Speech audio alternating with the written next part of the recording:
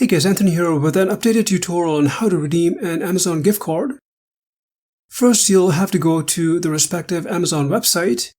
For example, if you're redeeming a US Amazon gift card, you'll go to amazon.com. Or if you're redeeming a Canadian gift card, you'll go to amazon.ca. In this tutorial, I'm redeeming a Canadian gift card, so I'm logged into my Canadian Amazon account.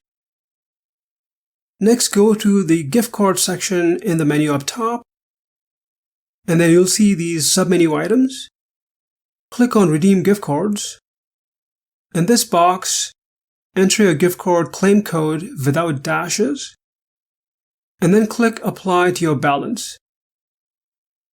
You'll get a confirmation that a gift card has been applied to your Amazon account. You can click the Redeem Another gift card link to apply another claim code if you want to, and then just repeat the process that I just showed you. You can also click this link to view the gift card balance and check your gift card activity. Well, hope you found this tutorial helpful. If you have any questions, please leave them in the comment section. Thanks for watching.